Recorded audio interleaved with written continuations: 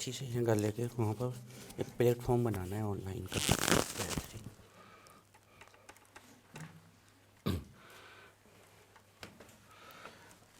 हे भगवान, देखो ऋषि, देखो ऋषि, पढ़ो भाई जीनत, पढ़ाई करो, पढ़ाई करो, पढ़ाई। याद हो गया? पूछे टाई आस्क। ओके,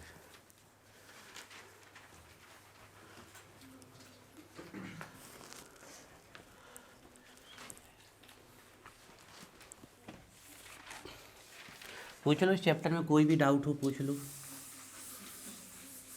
बहुत बढ़िया नोट्स बन गए आपके इस चैप्टर में, बहुत डिटेल में। कोई भी डाउट हो पूछ लीजिए।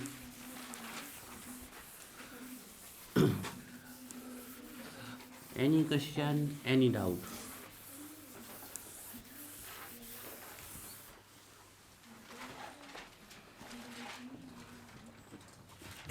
देखो, कभी भी कोई भी डाउट हो वो रोज़ पूछ लिया करो। इकट्ठा पूछने से क्या है ना, एक तो इकट्ठा बताना भी तो मुश्किल होता है ना, क्योंकि सबको बताना पड़ता है। रोज़ पूछते गए।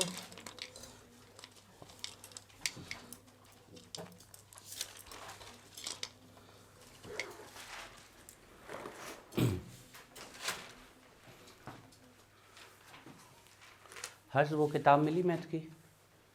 ढूंढी आपने एक बार और कोशिश की? अनामिका, तुम्हें मिली मैथ की किताब? नहीं मिली। इस क्लास में किसी को मैथ की किताब मिली क्या? एक शिवलाल की नहीं मिली। अब अनामिका, एक बार तुम उसको ठंडे माइंड से एक बार रिमेंबर कर लो, एक बार कोशिश करो, है ना। देखो, जाएगी कहीं नहीं, दो में से किसी एक के पास ही होगी, है ना। एक बार अच्छे से ध्यान कर लो, अगर मिल जाए तो बता देना, वो भी परेशान हो रहा होगा। और नहीं मिले तो फिर भी बता देना, हमें बता देना, हम अरेंज कर देंगे आपके लिए एक बुक। डाउट पूछिए। कौन सा बेटा? ब्रिज आपको यही बता दें, लो वहाँ लिखेगा, टाइप लगेगा। देखो, ब्रिज नेमिंग में क्या करना है। देखो, ये दो मेटल है, इनकी ऑक्सीडेशन स्टेट क्या है, टोटल की निकाल लेना, और जो आए आधी आधी दे देना। देखो, 4 इंटू 0 0, 4 इंटू 0 0, -1 -1 -2, इस पे -1 होता है। और SO4 पे 1 पे -2, तो 2 पे -4, -4 -2 -6, टोटल पे चार्ज 0 था, उस साइड 0 रख दिया, -6 उस साइड गई +6, 2 हैं तो +3 +3 दे दो। नेमिंग में देखो ऐसे चलना है। ये ध्यान रखना है कि जब भी ब्रिज वाला लिगेंड ब्रिज वाला लिगेंड आए तो उसको अल्फ़ाबेटिकल बोलना और साथ में म्यू लगाते जाना। तो देखो, टेट्रा एमाइन, अच्छा देख लें कि पॉजिटिव था कि नेगेटिव। हालांकि ये वाले हमेशा पॉजिटिव ही मिलेंगे, मतलब इसको कोबाल्ट ही बोलेंगे, positive negative. Tetra amine cobalt third हो गया। अमीडो हाइड्रोक्साइडो, अमीडो बोलते हैं इसको, यहाँ पर ध्यान रखिएगा। Mu amido, mu hydroxido. फिर यहाँ आ गए tetraammine cobalt third sulphate, खत्म। इसका देखो, ये तो वही हो गया। ये देखो, अब देखो जो ए वाला आया, इसमें है क्या, इसमें एक ऐसा लिगेंड लगा हुआ है, पहले से एक ऐसा लिगेंड लगा हुआ है आपके इसमें, जिसके नाम में ही डाई है, इथाइलिन डाई एमाइन। तो जिसके नाम में स्वयं डाई हो, उसके नंबर बताने के लिए विस ट्रिस का यूज करते हैं। तो विस इथाइलिन डाई, एक दूसरा वाला एक याद करना है ना, दूसरा वाला मत सीखना नाम, एक सीखना, नहीं तो कन्फ्यूज जाओगे। विस इथाइलिन डाई एमाइन। अच्छा, टोटल ऑक्सीडेशन स्टेट 1 2 4, -6 उस साइड गई, +6 +3 +6, bis ethylenediamine cobalt third, mu amido, mu nitro, bis ethylenediamine cobalt third chloride, खत्म। ऐसे कर लेंगे, बन जाएगी। और पूछो जिसको जो डाउट हो। लगाए गेट, मुझे गेट लगा दिए। ऑप्टिकल आइस में बिल्कुल सिंपल है, आपको ये बोलना है कि सेम मॉलिकुलर फॉर्मूला हो गए, लेकिन ऑप्टिकल रोटेशन जो स्पेस में होगा लिगेंड का, वो क्या होगा, डिफरेंट होगा। Compound having same molecular formula, but different rotation in space or different spatial rotation called optical isomers. The phenomena is called optical isomerism. Dextro rotatory dextro D plus use करेंगे जब clockwise rotation होगा PPL का। Laevo rotatory laevo minus और L use करेंगे जब anti clockwise rotation होगा। ठीक है, एक बात और ध्यान रखना है कि ऑप्टिकल आइसोमेर वही शो करेंगे जो non super imposable mirror image या कायरल होंगे। Non super imposable mirror image मतलब उसकी मिरर इमेज जब हम बनाएं तो उसकी जस्ट उल्टी बने, तो वो कहलाएंगे non superimposable. Octahedral complex में पाई जाएगी, टेट्रा में नहीं पाई जाएगी। ऑक्टाहेड्रल में भी सिस वाला शो करेगा, ट्रांस वाला शो नहीं करेगा। कि ट्रांस वाला का रोटेशन क्या हो जाएगा, देखो ये जो ट्रांस है आपका, ये नहीं है ट्रांस, ये तो सिस ही है, ये है ट्रांस। अब इसकी मिरर भी बना लो तो यही बनेगी, तो नॉन सुपर इम्पोजिबल नहीं हुआ ना, तो ये शो नहीं। ट्रांस में तो अपोजिट होता है, मान लीजिए यहाँ पे होंगे अगर तो फिर वैसी बन जाएंगे। तो वही तो कहा ना कि ट्रांस वाले शो नहीं करेंगे ऑप्टिकल आइसोमेर, क्योंकि बिल्कुल सेम बनेगा ना रोटेशन। अब मॉलिक्यूल थोड़ी हमें इनकी शक्ल थोड़ी चेंज करनी है, हमें ये रोटेशन चेक करना है कि इसकी मिरर इमेज ऐसी बनेगी। अब हमें इसको ऐसे सिंबल वाइज नहीं देखना है कि एन को उल्टा बना दे एच को, हमें कॉमन सेंस वाइज देखना है कि अगर ये ऑक्टाहेड्रल है और ऐसे एक्सेस पे पड़े हुए हैं तो इसी एक्सेस पे वापस यहाँ पर आएंगे, ट्रांस का अपोजिट वही आएगा ना। जैसे हम कह दें मान लो इन सब में ओ लगा है, एक मान लो ऐसे, तो अगर हम इसका देखेंगे तो वही आएगी ना, एक्सेस तो नहीं पलटेगी ना। और इसमें एक्सेस पलट जाएगी पूरी, इस साइड का कहाँ आ जाएगा, इस साइड है ना, पलट जाएगा। खत्म है, इतनी से बोलना है, इतना फिर बोल देना। Same molecular formula, different optical rotation, dextro rotatory clockwise, laevo rotatory anti clockwise, non superimposable kinetic. एक ऑक्टाहेड्रल सिस वाला एग्जाम्पल दे देना, एक दो, खत्म। और बताओ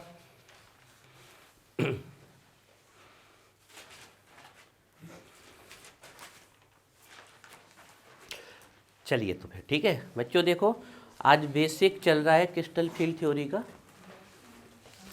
अगर आपसे क्रिस्टल फील्ड थ्योरी का बेसिक अच्छे से समझ में आ जाएगा तो वही बैलेंस बॉन्ड थ्योरी जैसा इसका हाल होगा, पूरे अपने आप लगा जाओगे आप, ऑल जितने भी क्वेश्चन होंगे, है ना। तो देखते हैं क्रिस्टल फील्ड थ्योरी क्या होती है और इसका पूरा आज का कॉन्सेप्ट समझते हैं। आपके एग्जाम में क्रिस्टल फील्ड थ्योरी नहीं आती है कि एक्सप्लेन क्रिस्टल फील्ड थ्योरी, उससे रिलेटेड कुछ क्वेश्चन आएंगे या ऑब्जेक्टिव्स आएंगे, है ना। डाली हेडिंग CFT, CFT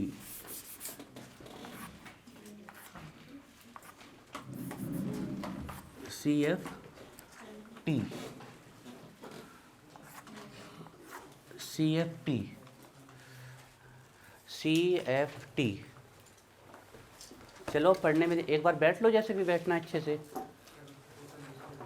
हाँ तो एक बार बैठ लो, हम तो खुद कह रहे हैं, एक बार बैठ लो जैसा बैठना है अच्छे से, और फिर पढ़ाई में मन लगाओ।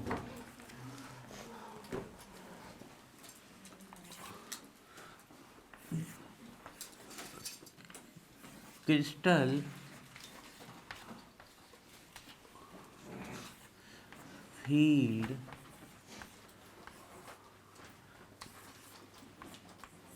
Theory.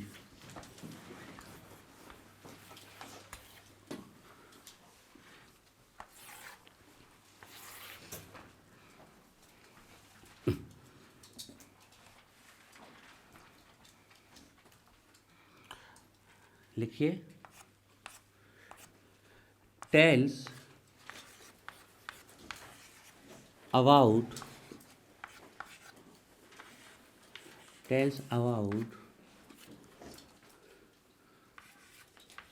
everything, tells about everything, सब कुछ बताती है। हाइब्रिडाइजेशन, मैग्नेटिक प्रॉपर्टी, आपका इलेक्ट्रॉनिक कॉन्फ़िगरेशन भी बनाना पड़ेगा इस थ्योरी में, इलेक्ट्रॉनिक कॉन्फ़िगरेशन, स्प्लिटिंग एनर्जी, सब बताएगी theory. Tells about everything of coordination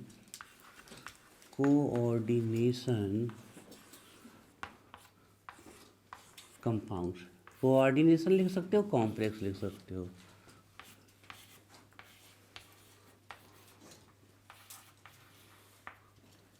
tells about everything of coordination compounds. सब कुछ पता चलेगा इस थ्योरी से आपको कोऑर्डिनेशन कंपाउंड के बारे में। CFT crystal field theory tells about everything of coordination compound. ठीक है, लिखिए सम इम्पोर्टेंट। अब भले ही लिख सम रहे हैं लेकिन पढ़ेंगे तो सभी, है ना। सम इम्पोर्टेंट पंच लाइन है तो लिख दिया सम इम्पोर्टेंट, हालांकि हम पढ़ने तो वाले हैं all important. Some important points, points लिख सकते हो, पोस्टुलेट्स लिख सकते हो। Some important points of this theory some important points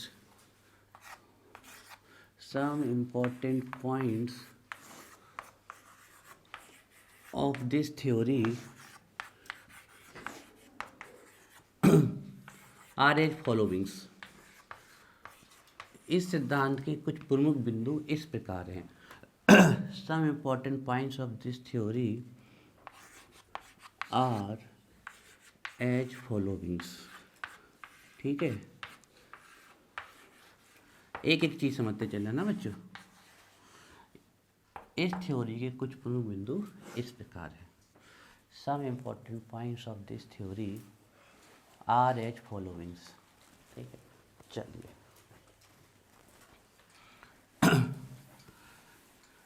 सबसे पहले हम स्प्लिटिंग देखते हैं। व्हाट इज स्प्लिटिंग, है ना। ठीक है, तो फर्स्ट नंबर पे हम देख रहे हैं splitting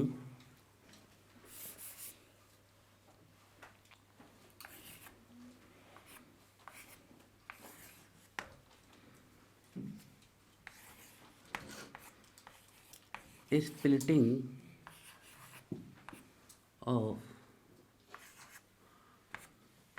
d orbitals.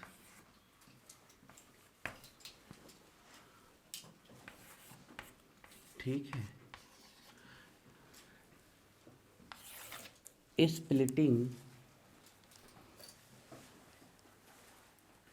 Of D orbitals. सबसे पहले हम डी ऑर्बिटल्स की स्प्लिटिंग देखेंगे। Splitting of D orbitals, splitting of D orbitals.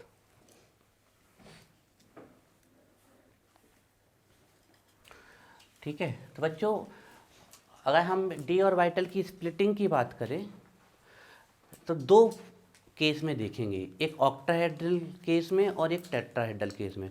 Octahedral case में स्प्लिटिंग अलग तरीके से होती है, टेट्राहेड्रल केस में स्प्लिटिंग अलग तरीके से होती है। हालांकि 99.99% हमें ऑक्टाहेड्रल की स्प्लिटिंग की ज़रूरत पड़ती है, लेकिन एक आध एक्सेप्शनल क्वेश्चन पड़ा हुआ है उसमें हमें टेट्राहेड्रल की स्प्लिटिंग की भी ज़रूरत पड़ेगी।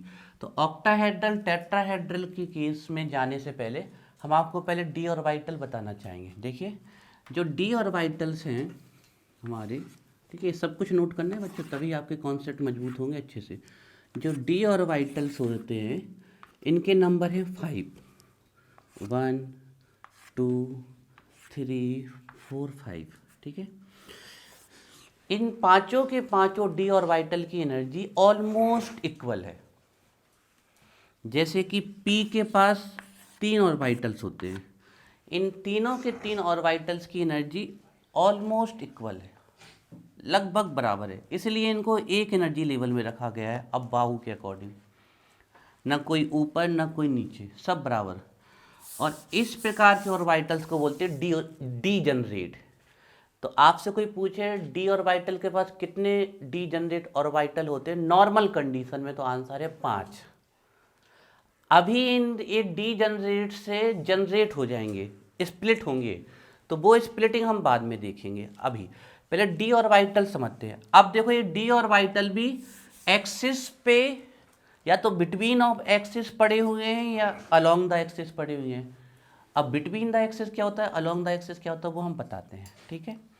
पहले इन डी ऑर्बिटल के नाम देख लेते हैं। ऐसा नहीं है कि पहला वाला ही डी एक्स वाई कहलाएगा, किसी को भी डी एक्स वाई मान सकते हो क्योंकि इन पांचों की एनर्जी बिल्कुल इक्वल है। लेकिन एक सिंपलिसिटी के लिए x y y z z x बोलने में थोड़ा सा सिंपल लगता है, इसलिए पहले वाले डी ऑर्बिटल को हमने मान लिया डी एक्स वाई, दूसरे वाले को हमने मान लिया डी वाई जेड, थर्ड वाले को हमने मान लिया डी जेड एक्स, ठीक है। ये जो तीन ऑर्बिटल होते हैं बच्चों, ये जो तीन होते हैं x y y z z x, ये होते हैं बिटवीन द एक्सिस। कैसे sir between the axis, base अब भी बना देना स्ट्रक्चर हम। ये होते हैं बिटवीन द एक्सिस, ये होते हैं बिटवीन द एक्सिस, ये बिटवीन द एक्सिस होते हैं आपके, और इनको कहा जाता है T2G। क्या कहा जाता है इन्हें, T2G कहा जाता है, T2G। अब बच्चा बहुत कंफ्यूज हो जाता है कभी कभी कि दो को T2G कहा जाता है कि तीन को, तो उसकी भी ट्रिक बताते हैं छोटी छोटी सी, ठीक है। This is called T2G। X y y z z x, ये बिटवीन द एक्सिस होते हैं, इनको कहा जाता है T2G। और ये जो होते हैं दो, x square minus y square और ये वाला डी जेड स्क्वायर, हम पहले बता रहे हैं इसमें से ना तो कोई पहला है ना कोई तीसरा है, सभी के सभी पांचों की एनर्जी बराबर है। आप किसी को भी पहले किसी को भी बाद में बना सकते हो। एक फॉर्मेट है तो ऐसे लिख देते हैं, ये होते हैं एक्सिस पे चढ़ के, अलोंग द एक्सिस होते हैं, along the axis, along the axis, है ना। ये सिर्फ बच्चों आपको समझना है, बिल्कुल सिर्फ समझना है। ये होते हैं अलोंग द एक्सिस और इनको कहा जाता है EG। अभी T2G और EG की एनर्जी में बिल्कुल भी डिफरेंस नहीं है। The energy of T2G D orbitals and EG D orbitals बिल्कुल इक्वल है। अभी स्प्लिटिंग नहीं हुई, स्प्लिटिंग तब होगी जब कोई इससे बॉन्डिंग करने आएगा, तब ये 3 और 2 के सेट में टूटता है, T2G एंड EG। तो ऑक्टाहेड्रल कॉम्प्लेक्स होंगे तो T2G नीचे आता है, EG ऊपर जाता है, क्यों ऐसा वो भी बताएंगे। और टेट्राहेड्रल कॉम्प्लेक्स होंगे तो EG नीचे आता है और T2G ऊपर जाता है। हालांकि हम फिर बता रहे हैं हमें 99.9% ऑक्टाहेड्रल की जरूरत पड़नी है, लेकिन 1% हमें उसकी भी पड़ेगी। अभी इतना लिखिए फिर आगे बताते हैं। लिखते चलो, आ जाएगी, हमें पता है वो अभी स्टार्ट हुई है ना, लिखते चलो पूरी अपने आप समझ में आ जाएगी। कुछ अपने आप लोग करना चालू कर दोगे।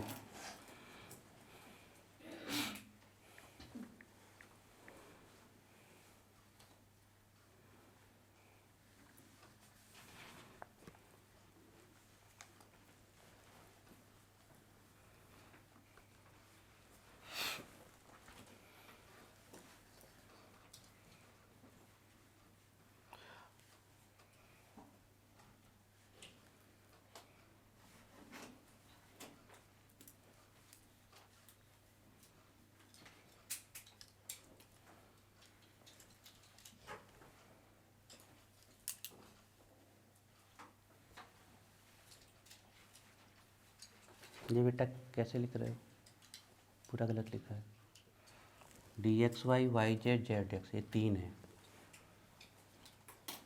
कहाँ पहुँच गए हो, पूरा गलत है। नहीं दिख रहा क्या सही यहाँ से, इतना गलत कैसे लिख रहे हो।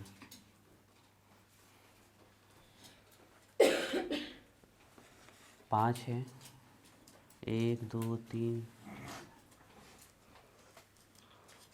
उसका तो सही लिखा है।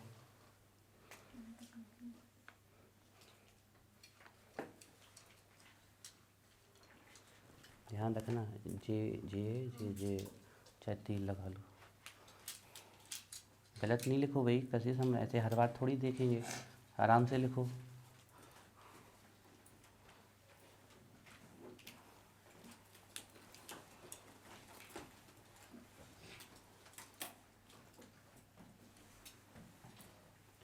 अब देखो बच्चों, एक ट्रिक ये होती है कि 3 वाले को T2G बोला जाता है, 2 वाले को EG। तो एक छोटा सा हमने ऐसे ही अपने मन से बना रखा है कि T2G में 3 हमारे एक डिजिट 2 लेटर आ रहे हैं, मतलब 3 आ रहे हैं कुल, 1 2 3, 1 2 3, तो T2G में 3 होंगे और EG में 2। ये बहुत होता है डाउट है कि EG में 3 थे कि T2G में 3 थे, ये बहुत डाउट फंसाता है बच्चों को।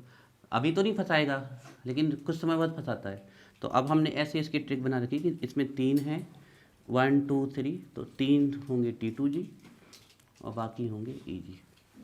हालांकि आपको आगे जाके इसकी कोई ज़रूरत नहीं पड़ने वाली है, x y y z z x s square minus y z, कुछ इनकी ज़रूरत नहीं पड़ने वाली है। हाँ, इसकी पड़ने वाली ज़रूरत T2G और EG की। बच्चों अभी ये नॉर्मल कंडीशन में जो डी और वाइटल हैं ये पेंटा डी जनरेट है, मतलब इन पांचों की एनर्जी बिल्कुल बराबर है ना, बिल्कुल बराबर है।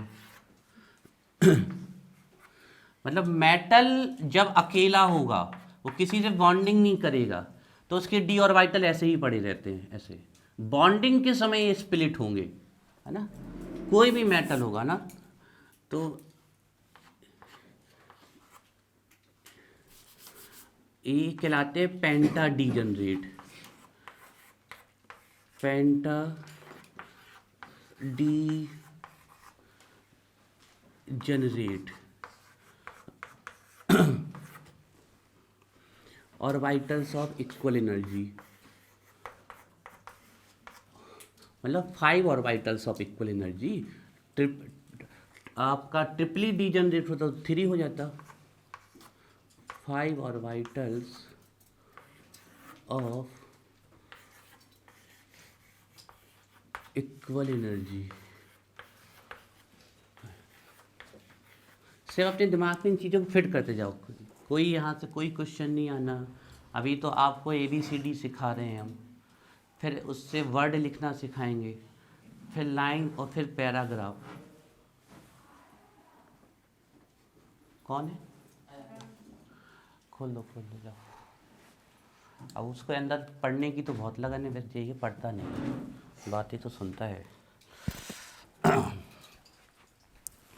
पेंटा डी जनरेट 5 और वाइटल्स ऑफ इक्वल एनर्जी।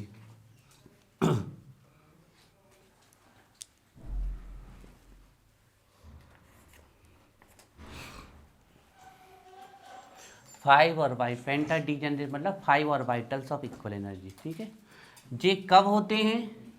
जे होते हैं इन नॉर्मल केस, इन नॉर्मल केस। हम बताए ना बच्चों, इनकी कुछ ज़रूरत नहीं पड़ने वाली। जब आप थ्योरी पढ़ा देंगे हम आपको पूरी, आप कहोगे सर ये सब हमें क्यों पढ़ा दिया था आपने। लेकिन बच्चों ना पढ़ाएंगे तो फिर बेसिक वीक रह जाएगा, फंसोगे फिर। इसलिए in normal case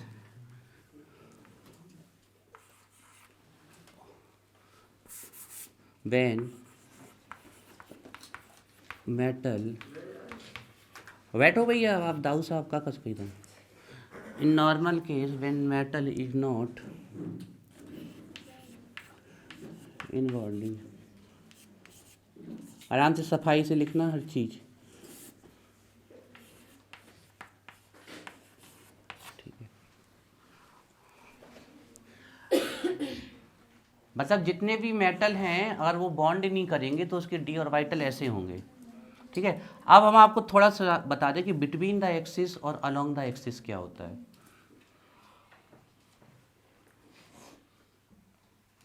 in normal case when metal is not in bonding,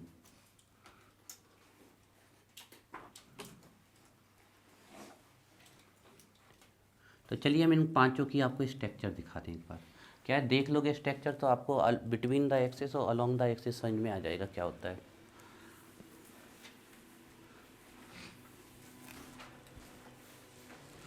देखो बच्चों, आपको टोटल 3 एक्सिस दिख रही है यहाँ पर, एक्स वाई एंड जेड, लेकिन एक बार में मैक्सिमम 2 यूज हो रही हैं या फिर एक यूज हो रही है, ठीक है। तो देखो जैसे हम डी ऑर्बिटल आप जानते हो डबल डम्बेल होते हैं, है ना। तो ये हमने बनाया, ठीक है। तो एक डम्बल हमने ये बना दिया, ठीक है, और एक डम्बल हमने ये बना दिया। तो ये डी ऑर्बिटल हो गया आपका, है ना। This is the D orbital. अब इसको आपको एक्स वाई बनाना है, तो किसी भी एक एक्सिस को एक्स मान लो और किसी भी एक एक्सिस को वाई मान लो। तो देखिए ये जो डी ऑर्बिटल आए ये एक्सिस के बिटवीन में आए हैं, बीच में। तो this is called between the axis. Note करिए इसे, ये डी एक्स वाई। अब यहीं पर हम वाई जेड लिख देंगे तो ये वाला बन जाएगा, इसी में हम जेड एक्स लिख देंगे तो ये वाले। नीचे वाई मान लो ऊपर एक्स मान लो, 3D एक्सेस है, किसी को कुछ भी मान सकते हो, है ना। ऐसा नहीं है कि नीचे वाली को एक्स मानना है ऊपर वाली को वाई मानना है।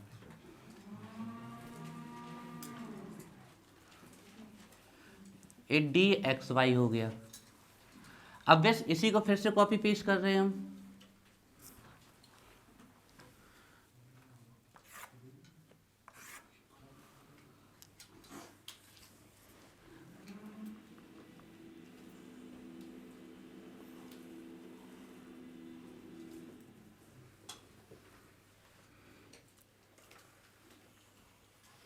कोई ज़रूरत नहीं पड़ने वाली इन स्ट्रक्चर की भविष्य में आपको। वही सेम स्ट्रक्चर है बच्चों, बस एक एक्सिस का नाम वाई रख दिया, एक का जेड, तो डी वाई जेड हो गया।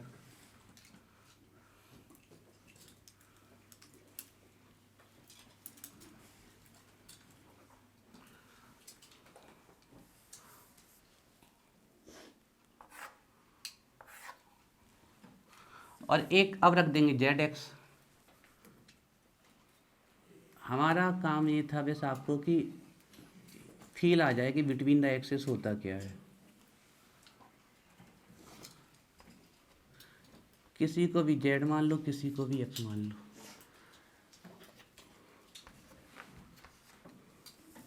तो जे हो गए बच्चों between the axis.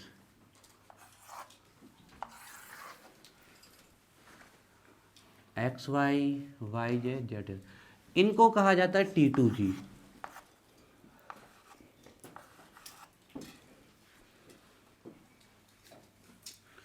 Between the axis है।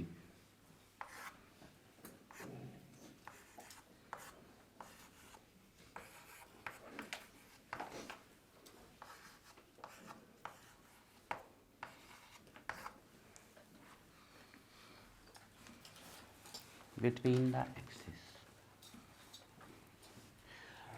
बिटवीन द एक्सिस और अलोंग द एक्सिस से क्या होगा, हमें ये पता चल जाएगा कि स्प्लिटिंग में T2G नीचे क्यों आया और EG ऊपर क्यों गया, या EG क्यों नीचे आया और T2G ऊपर गया।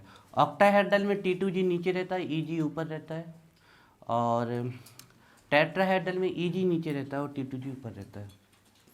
हालांकि हम बता दें टेट्राहेड्रल में EG नहीं कहा जाता, E कहा जाता है, और T2G नहीं कहा के T2 कहा जाता है। लेकिन कई बुक में आपको EG T2G लिखा मिलेगा तो हम दोनों लिखवा देंगे।